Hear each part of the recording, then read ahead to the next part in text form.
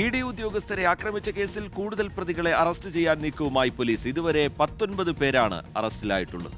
CPM councillor Attukal ഉണ്ണി, പാളയം സന്തോഷ്, ആദർശ് തുടങ്ങിയവരാണ് ഇനി പിടിയിലാകാനുള്ളത്. അതേസമയം സംഭവങ്ങളുടെ വിശദമായ റിപ്പോർട്ട് സംസ്ഥാന പോലീസ് മേധാവി ആഭ്യന്തരമന്ത്രിക്ക് കൈമാറിയിട്ടുണ്ട്. ദക്ഷിണ മേഖല ഐജിയും റേഞ്ച് ഡിഐജിയും അടക്കമുള്ള ഉന്നത ഉദ്യോഗസ്ഥർ സംഭവസ്ഥലത്ത് എത്താതിരുന്നത് ഗുരുതര വീഴ്ചയാണെന്ന് ഇന്റലിജൻസ് റിപ്പോർട്ട് കൂടി പരാമർശിച്ചാണ് DGP ആഭ്യന്തരമന്ത്രിക്ക് റിപ്പോർട്ട് നൽകിയത്. ആഷിൻ ഡിയേഗോ ഉണ്ട് വിശദാംശങ്ങൾ നൽകാൻ. Good morning Ashin.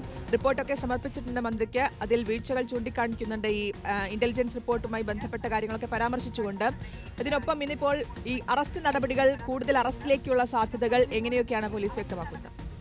ശ്രുതി, റീജിത്ത്, വെരി ഗുഡ് മോർണിംഗ്. നേരത്തെ സൂചിപ്പിച്ച പോലെ തന്നെയാണ് 19 പേരെയാണ് ഈ സംഭവവുമായി ബന്ധപ്പെട്ട് ഇതുവരെ അറസ്റ്റ് ചെയ്തിട്ടുള്ളത്. ഇനിയും 3-4 പേരെ വരെ അറസ്റ്റ് ചെയ്യാനുണ്ട് എന്നുള്ളതാണ്. നേരത്തെ തന്നെ മാധ്യമങ്ങളിലടക്കം വന്ന ഈ ദൃശ്യങ്ങളുടെ അടിസ്ഥാനത്തിൽ ഈ പ്രതികളുടെ ഒരു പട്ടിക അത് പാർട്ടിക്ക് നൽകിയിരുന്നു. പക്ഷേ ആദ്യഘട്ടത്തിൽ നമ്മൾ കണ്ടതാണ് ഈ പാളയം ഏരിയ കമ്മിറ്റി ഓഫീസിന് മുന്നിൽ നടന്ന ഒരു നാടകീയ രംഗങ്ങൾ നമ്മൾ കണ്ടതാണ്. ആദ്യഘട്ടത്തിൽ പ്രതികളെ കൈമാറുന്നതിന് പാർട്ടി തയ്യാറായിരുന്നില്ല. പക്ഷേ പിന്നീട് പോലീസ് സമ്മർദ്ദവും അതുപോലെ തന്നെ പോലീസ് അകത്തേക്ക് കയറും എന്നൊരു ഘട്ടം എത്തിയപ്പോഴാണ് 3 പേരെ പാർട്ടി ഓഫീസിന് പുറത്തേക്ക് എത്തിച്ച പ്രതികളെ കൈമാറിയിട്ടുള്ളത്. അതിനുശേഷം ഒരാളെ തമ്പാനൂർ ഭാഗത്ത് നിന്ന് പോലീസ് പിടികൂടുകയും ചെയ്തിട്ടുണ്ട്. ഇന്നലെ മുൻ കൗൺസിലർ കൂടിയായ IP ബിനു അടക്കമുള്ളവർ മ്യൂസിയം സ്റ്റേഷനിലെത്തി സറണ്ടർ ചെയ്യുന്ന ഒരു സ്ഥിതി വരെ കാര്യങ്ങൾ എത്തിയിട്ടുണ്ട്. ഇനി 3 പേരെയാണ് നിലവിൽ ഇനി കണ്ടെത്താനുള്ളത്. അതിൽ ഏറ്റവും പ്രധാനപ്പെട്ടത് പാളയം സന്തോഷ്, ആറ്റുകാൽ ഉണ്ണി, ആദർശ് എന്നിവരെയാണ് ഇനി പിടികൂടാനുള്ളത്. മാത്രമല്ല ഈ ആദ്യഘട്ടത്തിൽ തന്നെ പോലീസിനുണ്ടായ വീഴ്ച സംബന്ധിച്ച് വലിയ വാർത്തകൾ, വിവാദങ്ങൾ ഉണ്ടായിരുന്നു. അതിന്റെ ഭാഗമായി തന്നെ കഴിഞ്ഞ ദിവസം ആഭ്യന്തരമന്ത്രി നേരിട്ട് DGPയെ വിളിപ്പിക്കുകയും അതിൽ എന്താണ് സംഭവിച്ചത് എന്നുള്ളതിലടക്കം റിപ്പോർട്ട് തേടുകയും ചെയ്തിരുന്നു. ഇതിൽ